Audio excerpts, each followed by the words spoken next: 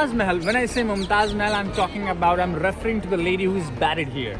And Mumtaz Mahal was not her real name, but a title that was conferred upon by the emperor himself, which means the chosen one of the palace, or lady holding the highest rank in the palace. That's what Mumtaz Mahal means. Mumtaz means the excellent, the chosen one. Mahal means palace. Rauza, Munawwara, Mumtaz Mahal. Okay. Means the sacred tomb of the illuminated Mumtaz Mahal. Okay. So somehow it just evolved to be a Taj Mahal over the period of time. The whole invites the good viewers into the paradise. So in that way, this beautiful gate represents a gateway to the paradise.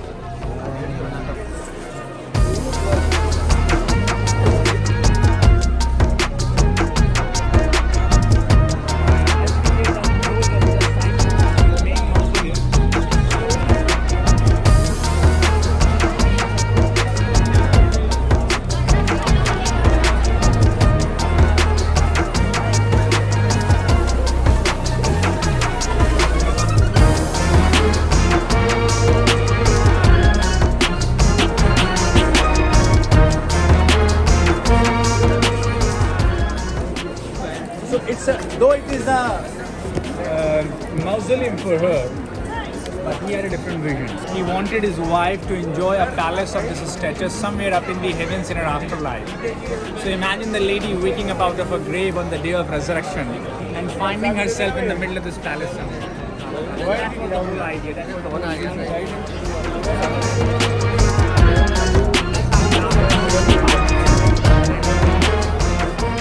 She is buried right in the center of this building. And then later when this emperor died, he got a space here alongside to his wife. That is something unintentionally done. So he is buried here as well. When we go inside, you will get to notice the tomb of the emperor is the only visible asymmetrical feature one can notice in this entire complex. How long did the building of the... 22 years it took. 22 years. The entire complex took around 22 years. Look here.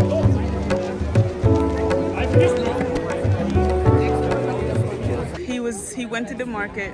He was 15 probably. And, she was around 14 years old when he saw her. The girl was very well dressed up in a veil, as a Muslim girl supposed to be. But still he managed to get a glimpse of her. And then he approached her. And he asked that girl to take the veil off from her face so that he could admire her beauty without the veil. Being a royal command, she could not deny that. The moment he saw her without the veil, I would say, he was left stunned, amused with her unblemishing beauty, with her sincerity and pleasing manner. She was really very humble and very sincere girl. Though it was a teenage love between the two, but he was very much serious and he was committed towards that relationship. So very soon the two got engaged, but their marriage had to be postponed due to some political exigencies. And his father, who was the emperor, he asked his son to marry someone from the royal family first, for the sake of political ties, with that king from that particular kingdom. So his first marriage was arranged in a royal family. And then after 5 or 6 years, eventually these two got married and she became his second wife. Now, within 4 years of marrying her, he went on marrying another one. That was again a politically driven move. So he ended up marrying thrice to these 3 women from different regions. But she was the love of his life. And back then, each wife of the emperor had a rank conferred upon. And the rank would be solely based on the sequence of their marriage. And he wanted his second wife to surpass the first one. So what he did, he gave her the state seat to enhance, to elevate the status of his second wife. And he also gave her the title of Mumtaz Mahal, which means the chosen one of the palace, or lady holding the highest rank in the palace. So that's how she got this title. She earned this title from the emperor himself. And they went on spending 19 years together. In those 19 years of married life, he gave birth to 14 children. That's how she passed away. Wow. So she died during the birth of this 14th child due to postpartum hemorrhage. And she also expressed 2 wishes to the emperor. The first wish was to take care of all the children and her ailing parents, and not to marry again afterwards.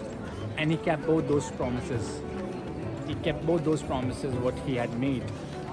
You know, the first one was to take care of children and her parents. So he took very good care of all of them, and then he never got married again afterwards.